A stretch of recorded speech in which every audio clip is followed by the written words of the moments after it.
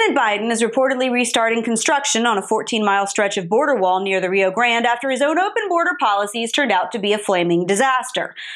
Gosh, if only someone could have told him that that would happen. Of course, that comes after the latest jobs report missed the mark by about 75%. Whoops. But of course, the White House says people not going back to work has nothing at all to do with the federal government money that they're getting to sit on their butts doing nothing. Meanwhile, gas prices are up, not just because of a cyber attack on a major oil distributor on the East Coast. Now Biden's own energy secretary says that pipe is the best way to go when it comes to getting fuel from the ground into people's vehicles. Wish Biden had figured that out before he killed the Keystone Project and slaughtered about, 11,000 jobs. Oh, and Israel is getting attacked by Hamas. All while the president is, wandering around the White House kitchen looking for a pudding cup. So let me just ask the painfully obvious here. I don't care if you're a Republican, a Democrat, an independent, or a magical purple unicorn. Does anyone in their right mind actually think the past few months have been an improvement over the last 4 years? I get that COVID made for a sucky 2020, but this is shaping up to be a catastrophic term for Uncle Joe. Oh, and by that, I mean all of the rest of us who are going to have to pay for it.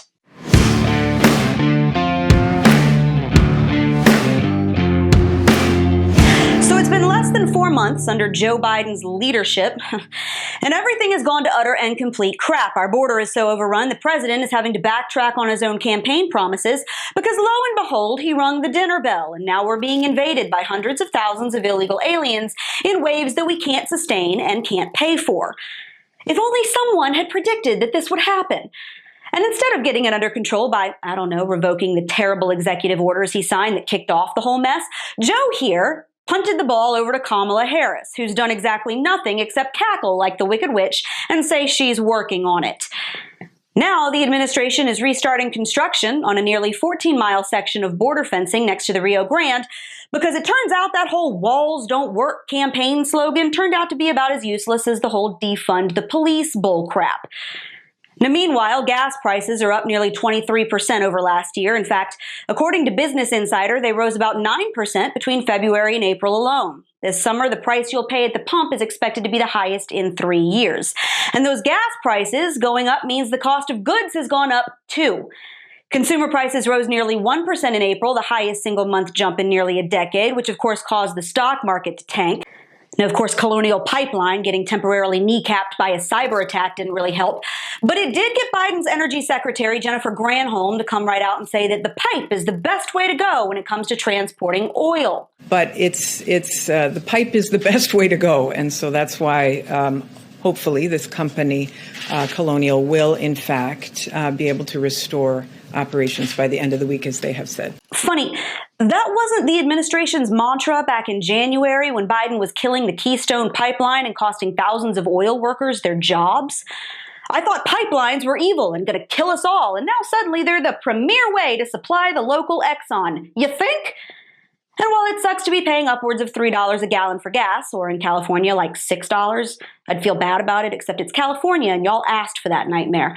It sucks even more to be cowering in your coat closet getting bombed by terrorists, which is exactly what's happening right now in Israel. Because, Hamas. Hundreds of rockets have rained down on Tel Aviv and other parts of Israel this week, most of which were thankfully shot down by the Iron Dome. But more than half a dozen Israelis are dead, though, and about 80 Palestinians have been killed because Hamas likes to hide its weapons in buildings filled with innocent civilians and children. Because they're cowards, and they suck. No matter what anti-Semitic filth comes out of Ilhan Omar's pie hole. Some people did something. And I'm sure this has nothing at all to do with Biden's pathetic negotiations with Iran and promises to lift economic sanctions, that he rejoined the UN's anti-Israel human rights group, or the fact that our position on the world stage now has all the strength of a limp, wet noodle, and our enemies know this administration is not prepared to do jack crap if one of them decides to pop off and start bombing our allies. But don't worry, Biden is sending an envoy over there to try and de-escalate the situation. Maybe he should send Kamala. God knows she's not really doing anything else. Okay. But by the by, guess what didn't happen under Donald Trump? All of this. Biden's COVID relief measures have worked about as well as putting an ashtray on a motorcycle. Now he wants us to believe that handing people an extra $300 in unemployment after the economy has mostly opened back up isn't at least part of what's keeping people from going back to work. Because we're all too stupid to understand that paying people not to work incentivizes them to not get jobs. But don't worry about any of this, guys. Biden is going to let boys compete against girls in sports, and Pee Wee Herman here is going to fix all our racist roads. So it's fine. Everything's fine. Are you seeing a trend here, y'all? It goes something like this. Liberals promise all kinds of crap on the debate stage to appease progressives who think the world runs on unicorn farts and free stuff.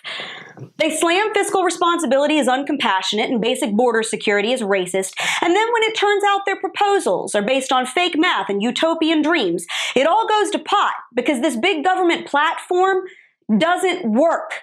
It's a lie. It's a sham for votes. And you can talk all you want about how at least now we don't have a president that tweets mean things, but that's going to matter a whole lot less when you're taking out a loan to fill up your car, your kids' school tanks because their teachers are too busy trying to teach illegal alien kids remedial English.